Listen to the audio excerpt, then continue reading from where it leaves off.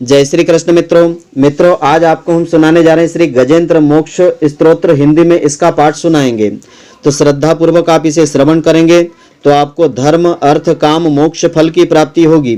और एकादशी या किसी विशेष व्रत पर्व पर इस स्तोत्र को श्रद्धा पूर्वक श्रवण करने से व्रत का संपूर्ण फल प्राप्त होता है और जो मनोकामना होती है वह भी शीघ्र पूर्ण हो जाती है। तो मित्रों, पूरे वीडियो को आप ध्यान पूर्वक श्रवण करेंगे तभी इसका संपूर्ण फल आपको मिलेगा। तो सबसे पहले तो सुखदेव जी ने उच्चारण किया है इसे। श्री शुकोवाच, सुखदेव जी ने कहा, एवं व्यवसितो बुद्ध्या समाधाय मनोहृदि जजाप परमं जाप्य प्राज्ञ जन्म सुशिक्षितम। तो बुद्धि के द्वारा पिछले अध्याय में वर्णित रीति से निश्चय करके तथा मन को हृदय देश में स्थिर करके वह गजराज जो है अपने पूर्व जन्म में सीख करके कंठस्थ किए हुए सर्वश्रेष्ठ एक बार दोहराने योग्य इस स्तोत्र का मन ही मन पाठ करने लगा था। तो गजेंद्र ने मन ही मन में कहा कि जिनके प्रवेश करने से जिनकी चेतना को पा करके यह जड़ शरीर और मन आदि चेतन बन जाते हैं, चेतन की भांति व्यवहार करने लगते हैं, ओम शब्द के द्वारा लक्षित तथा संपूर्ण शरीर में प्रकृति एवं पुरुष रूप में प्रविष्ट हुए उन सर्व समर्थ परमेश्वर को हम मन ही मन नमन करते हैं। जिनके सहारे यह विश्व टिका हुआ है, जिनसे यह निकला हुआ है, जिन्होंने इसकी रचना की है, जो स्वयं ही इसके रूप में प्रकट है, फिर भी जो इस दृश्य जगत से एवं इसकी कारणभूता प्रकृति से सर्वथा परे है, विलक्षण से श्रेष्ठ है, उन अपने आप बिना किसी कारण के बने हुए भगवान की मैं शरण लेता हूँ। अपने संकल्प शक्ति के द्वारा अपने ही स्वरूप में रचे हुए और इसीलिए सृष्टि काल में प्रकट और प्रलय काल में उसी प्रकार अप्रकट रहने वाले इस शास्त्र प्रसिद्ध कार्य कारण रूप जगत को जो अकुंठित दृष्टि के कारण साक्षी रूप से देखते रहते हैं और उसमें लिप्त भी नहीं होते हैं, वे चक्षु आदि प्रकाशों को भी परम प्रकाशक प्रभु मेरी सदैव रक्षा करें। समय के प्रवाह से संपूर्ण लोकों के एवं ब्रह्मा आदि लोकपालों के पंचभूत में प्रवेश कर जाने पर तथा पंचभूतों से लेकर के महत्व पर्यंत संपूर्ण कारणों के उनकी परम करुणा रूप प्रकृति में लीन हो जाने पर उस समय दुर्गेय तथा अपार अंधकार रूप प्रकृति ही बच रही थी। उस अंधकार के परे अपने परम धाम में जो सर्वव्यापक भगवान सब ओर से प्रकाशित रहते हैं, वे प्रभु मेरी रक्षा करें। भिन्न भिन्न रूपों में नाट्य करने वाले अभिनेता के वास्तविक स्वरूप को जिस प्रकार से साधारण दर्शक नहीं जान पाते हैं, उसी प्रकार सत्व प्रधान देवता तथा ऋषि भी जिनके स्वरूप को नहीं जानते, फिर दूसरा साधारण जीव तो कैसे जान सकता है और कैसे वर्णन कर सकता है। वे दुर्गम चरित्र वाले प्रभु मेरी सदा रक्षा करें। आसक्ति से सर्वदा छूटे हुए संपूर्ण प्राणियों में आत्मबुद्धि रखने वाले सबके अकारण हेतु एवं अतिशय साधु स्वभाव मुनिगण जिनके परम मंगलमय स्वरूप का साक्षात्कार करने की इच्छा से वन में रह करके अखंड ब्रह्मचर्य आदि अलौकिक व्रतों का पालन करते हैं, वे प्रभु ही मेरी गति है। जिनका हमारी तरह कर्मवश ना तो जन्म होता है और न जिनके द्वारा अहंकार प्रेरित कर्म ही होते हैं, जिनके निर्गुण स्वरूप का न तो कोई नाम होता है न ही स्वरूप है, फिर भी समय अनुसार जगत की सृष्टि एवं प्रलय संहार के लिए स्वेच्छा से जन्म आदि को वे स्वीकार करते हैं, उन अनंत शक्ति संपन्न ब्रह्म परमेश्वर को नमस्कार है। उन प्राकृत आकार रहित एवं अनेकों आकार वाले अद्भुत कर्मा भगवान को बारंबार नमस्कार है। स्वयं प्रकाश एवं सबके साक्षी परमात्मा को नमस्कार है। उन प्रभु को जो नम वाणी और चित्त वृत्तियों से सर्वथा परे हैं, बार बार उनको नमस्कार है। विवेकी पुरुष के द्वारा सत्व गुण विशिष्ट निवृत्ति धर्म के आचरण से प्राप्त होने योग्य मोक्ष सुख की अनुभूति रूप प्रभु को नमस्कार है। सत्व गुण को स्वीकार करके, शांत रजोगुण को स्वीकार करके, घोर एवं तमोगुण को स्वीकार करके मूड से प्रेरित होने वाले भेद रहित अतएव सदा समभाव से स्थित ज्ञान धन प्रभु को नमस्कार है। शरीर इंद्रिय आदि के समुदाय रूप संपूर्ण पिंडों के ज्ञाता सबके स्वामी एवं साक्षी रूप को आपको नमस्कार है। आप सबके अंतर्यामी प्रकृति के भी परम कारण हैं, किंतु स्वयं कारण रहित प्रभु को नमस्कार है। संपूर्ण इंद्रियों एवं उनके विषयों के ज्ञाता, समस्त प्रतीतियों के कारण रूप संपूर्ण जड़ प्रपंच एवं सबकी मूलभूता अविद्या के द्वारा सूचित होने वाले तथा संपूर्ण विषयों में अविद्या रूप से भासने वाले को आपको नमस्कार है।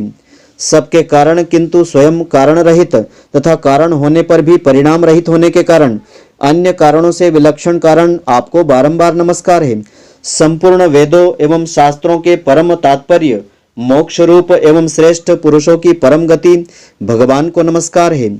जो त्रिगुण रूप काष्ठों में छिपे हुए ज्ञान रूप अग्नि हैं, उन गुणों में हलचल होने पर जिनके मन में सृष्टि रचने की बाह्य वृत्ति जागृत हो उठती है तथा आत्म तत्व की भावना के द्वारा विधि निषेध रूप शास्त्र से ऊपर उठे हुए ज्ञानी महात्माओं में जो स्वयं प्रकाशित हो रहे हैं, उन प्रभु को मैं नमस्कार करता हूँ। और मुझ जैसे शरणागत पशु तुल्य अविद्याग्रस्त जीवों की अविद्या रूप फांसी को सदा के लिए पूर्ण रूप से काट देने वाले, अत्यधिक दयालु एवं दया करने में भी कभी आलस्य न करने वाले नित्य मुक्त प्रभु को नमस्कार है। अपने अंश से संपूर्ण जीवों के मन में अंतर्यामी रूप से प्रकट रहने वाले सर्वनियंता अनंत परमात्मा आपको मैं नमस्कार करता हूँ। शरीर, पुत्र, मित्र, घर, संपत्ति एवं कुटुंबियों में आसक्त लोगों के द्वारा कठिनता से प्राप्त होने वाले तथा मुक्त पुरुषों के द्वारा अपने हृदय में निरंतर चिंतित ज्ञान स्वरूप सर्वसमर्थ भगवान को नमस्कार है। जिन्हें धर्म अभिलाषित योग, धन तथा मोक्ष की कामना से भजने वाले लोग अपनी मनचाही गति पा लेते हैं, अपितु जो उन्हें अन्य प्रकार के अयाचित भोग एवं अविनाशी पार्षद शरीर भी देते हैं, वे अतिशय दयालु प्रभु जो हैं, मुझे इस विपत्ति से सदा के लिए उबार लेवें। जिनके अनन्य भक्त जो वस्तुतः एकमात्र उन भगवान के ही शरण हैं, धर्म, अर्थ आदि किसी भी पदार्थों को नहीं चाहते हैं, अपितु उन्हीं के परम मंगलमय एवं अत्यंत विलक्षण चरित्रों का गान करते हुए आनंद के समुद्र में गोते लगाते रहते हैं, उन अविनाशी, सर्वव्यापक, सर्वश्रेष्ठ ब्रह्मादि के नियामक अभक्तों के लिए प्रकट होने पर भी, भक्ति योग के द्वारा प्राप्त करने योग्य, अत्यंत निकट होने पर भी माया के आवरण के कारण अत्यंत दूर प्रतीत होने वाले, इंद्रियों के द्वारा अगम्य तथा अत्यंत दुर्विज्ञेय, अंतरहित किंतु सबके आदि कारण एवं सब ओर से परिपूर्ण उन भगवान की मैं स्तुति करता हूँ।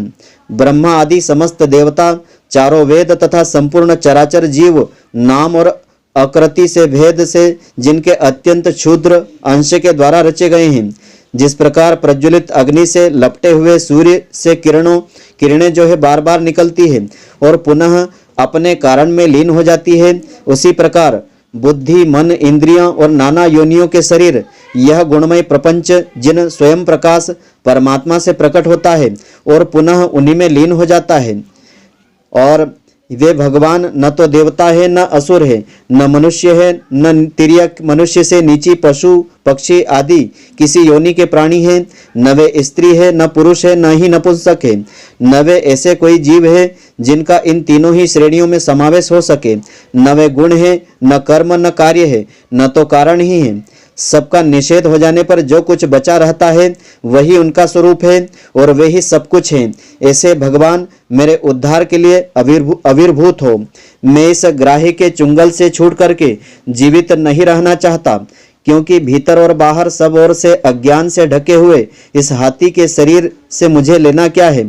मैं तो आत्मा के प्रकाश को ढक देने वाले उस अज्ञान की निवृत्ति चाहता हूँ, जिसका कालक्रम से अपने आप नाश नहीं होता है, अपितु भगवान की दया से अथवा ज्ञान के उदय से होता है। इस प्रकार मोक्ष का अभिलाषी मैं विश्व के रचयिता, स्वयं विश्व के रूप में प्रकट तथा विश्व से सर्वथा परे, विश्व को खिलौना बनाकर खेलने वाले, विश्व में आत्मरूप से व्याप्त, अजन्मा, सर्वव्यापक एवं प्राप्त वस्तुओं में सर्वश्रेष्ठ श्री भगवान को केवल प्रणाम ही करता हूँ, उनकी शरण में हूँ। जिन्होंने भगवत भक्ति रूप योग के द्वारा कर्मों को जला डाला है, वे योगी लोग उसी योग के द्वारा शुद्ध किए हुए अपने हृदय में जिन्हें प्रकट हुआ देखते हैं, उन योगेश्वर भगवान को मैं नमस्कार करता हूँ।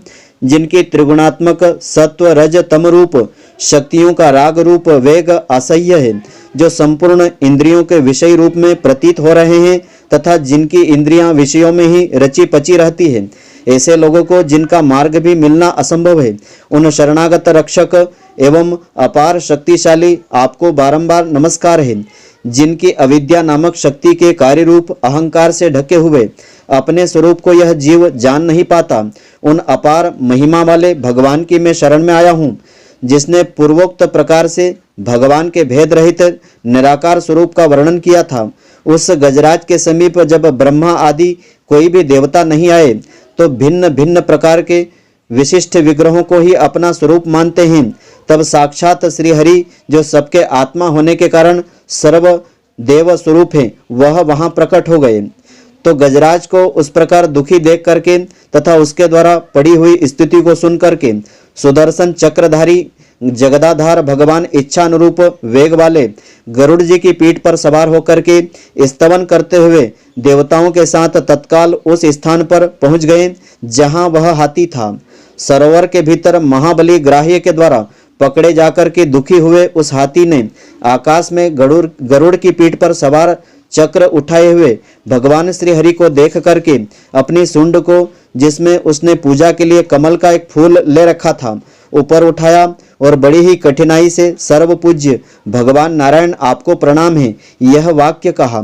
उसे पीड़ित देख करके अजन्मा श्री हरि एकाएक गरुड़ को छोड़ करके नीचे झील पर उतर आए। वे दया से प्रेरित होकर के ग्राह्य सहित उस गजराज को तत्काल झील से बाहर निकाल आए और देवताओं के देखते देखते चक्र से मुंह चीर करके उसके चुंगल से हाथी को उबार लिया था। तो गजेंद्र स्तोत्र का महत्व इस प्रकार से है। हिंदू धर्म शास्त्रों के अनुसार जब आप किसी भयंकर मुसीबत में पड़ जाएं तो गजेंद्र मोक्ष का पाठ करने से या श्रवण करने से भगवान विष्णु आपको उस मुसीबत से बाहर निकाल लेंगे। उन्होंने गजेंद्र नाम के गज को मगरमच्छ के मुंह से बाहर निकाल लिया था। तो गजेंद्र मोक्ष के पाठ करने से कर्ज से मुक्ति होती है, पितृ दोष से मुक्ति मिलती है। गजेंद्र मोक्ष स्तोत्र का पाठ सबसे अच्छा लाभ लेने के लिए सूर्योदय से पूर्व स्नान करके पूर्व की ओर मुख करके गजेंद्र मोक्ष का पाठ करना चाहिए अथवा श्रवण करना चाहिए। तो इससे अनंत गुना फलों की प्राप्ति होगी। जो आपकी मनोकामना होगी भगवान विष्णु जी की कृपा से वह कामना आपकी शीघ्र पूर्ण हो जाएगी। तो मित्रों, आशा करता हूं कि आपको हमारी यह ज्ञानवर्धक जानकारी पसंद आई होगी। यदि आपको पसंद आई हो तो आप हमारे वीडियो को अधिक से अधिक शेयर अवश्य करें, जिससे अधिक से अधिक भक्तजन इसका लाभ प्राप्त करते रहें, इसका पुण्य फल भी आपको मिलता रहे। आप हमारे वीडियो को लाइक करना नहीं भूलें। धन्यवाद। जय श्री कृष्ण मित्रों, फिर मिलेंगे।